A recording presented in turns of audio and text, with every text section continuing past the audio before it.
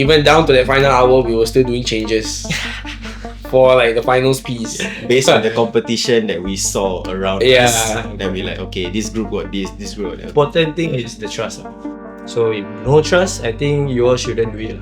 It's either we go for it or we don't do it at all.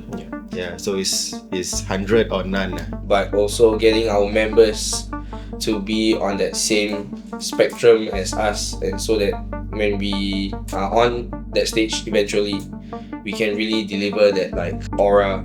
Risks come in naturally. Risk. So yeah, you got a lot of risks.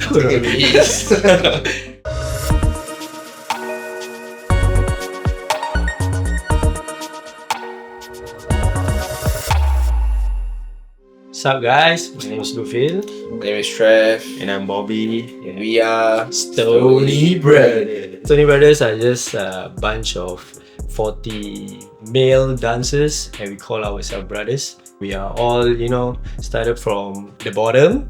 Yeah, so we started from the streets. We practice our dance routine, everything on the streets. So yeah, basically we are the underdogs. Yeah. For me, naturally, risks come in naturally. Risk. So yeah, you got a lot of risks. I think Stoney Brothers, they are always ready for any type of challenges, I feel. So whenever I propose something as a director of the item, they will definitely like, I trust you. So the trust, I think, important thing is the trust. So if no trust, I think you all shouldn't do it. If there's trust, I think, yeah, why not? On top of that, we always enter like competition phase with a mindset of like, it's either we go for it or we don't do it at all.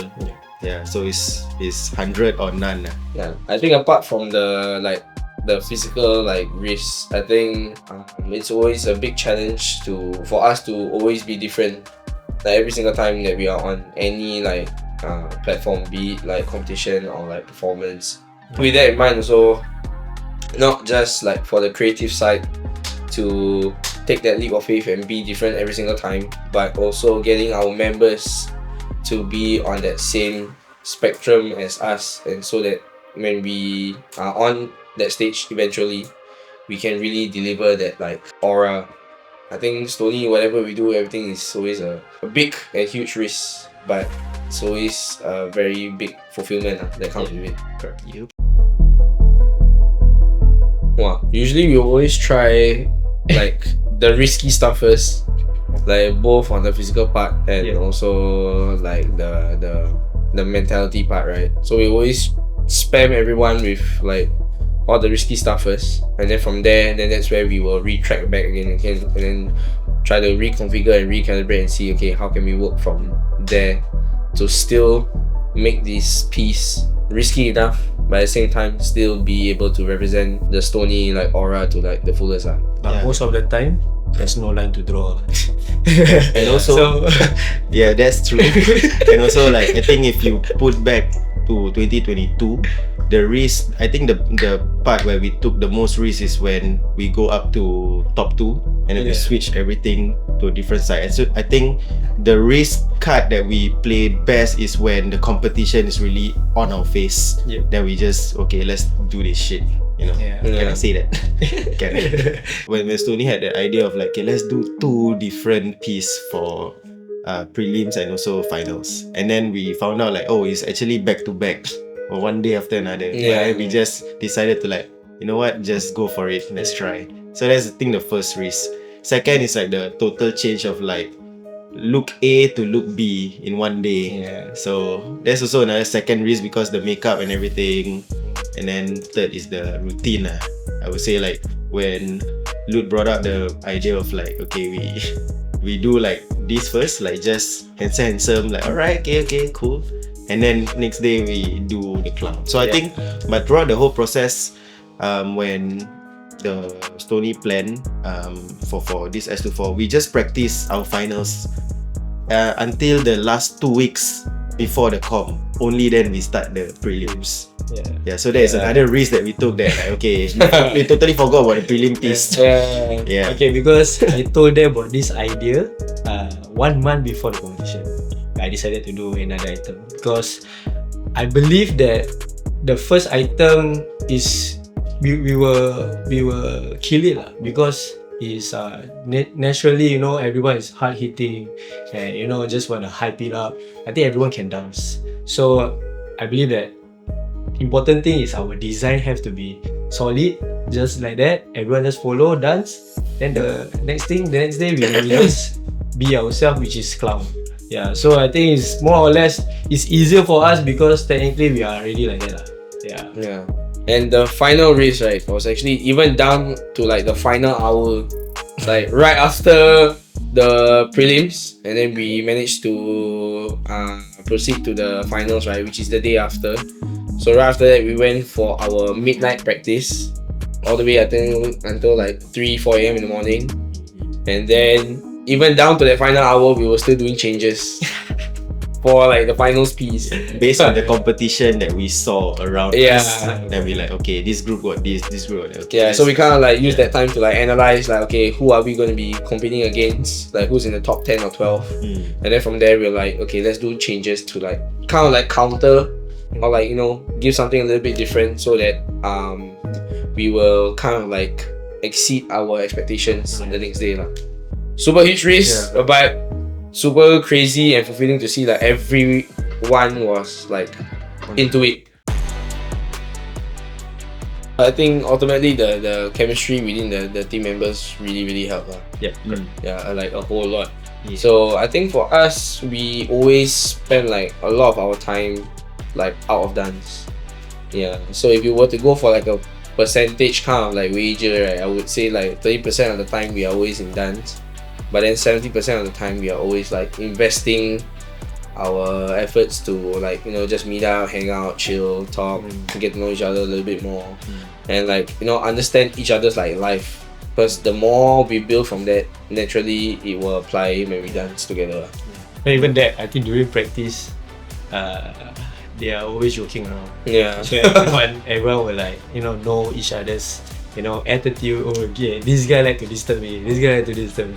So yeah, the whole practice can be chaos, but they know that they got something to do. Yeah, they know their job as a dancer. I just need to get these steps. Yeah. So if once I get this step, yes, I can joke around. Yeah. So one good thing about that, they know that okay. So everyone got their chemistry from there lah. I think. Yeah, I personally feel lah. I think on top of that, we are always real to each other. Yeah. Like even I think like what they mentioned, like in Stoney, 80% of the time is just roasting each other. Yeah, they just roast each other to the point like, okay, I got nothing else to say to you. Then like, alright, I'm cool. Then we get to work and like, you know. So I think every day is like that lah. Yeah. Every day is it. And the jokes can get quite hardcore lah. Like there's no filter kind of like talk. But I mean, to a deeper meaning of that, we're all like very real towards one another. Yeah. So, yeah, I think without a doubt, hands down, we would still do it. But if I were 21 time, I just wish there's more time. Yeah. More time for us to prep because the idea came in too late, a bit too late. Yeah. So if I were 21 time, I think I would plan out really, you know, solid for the team. We were to rewind time, we wouldn't change anything. But maybe we wanted to add more things to like make it like, oh, if this is risk, we make it riskier to like even like because I don't know, we like that stuff. Yeah. Or maybe rewind time so that we can go back to that age again. Change. So,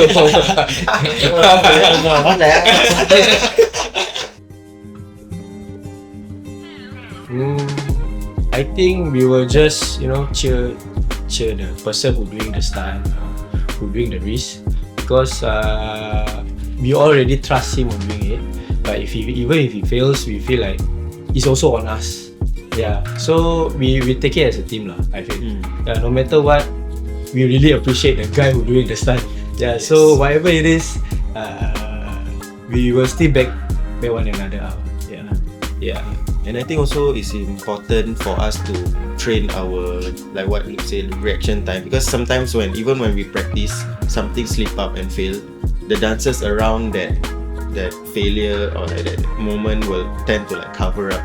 rather than just like, oh, fail, then cut, let's do again. No, it's like we are always on the ball. So sometimes on the spot, on stage, you might not realize, but when we dance, we do the changes like on the spot. Like shit, something is not there. Then we like just, we are there, cover up.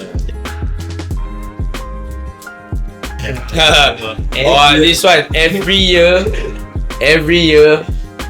I always have like friends, my students, our students asking us every single year if is Stoney back this year, and we're like, no, because like, I mean we all have like our individual like commitments, and like it somehow got heavier after like 2022.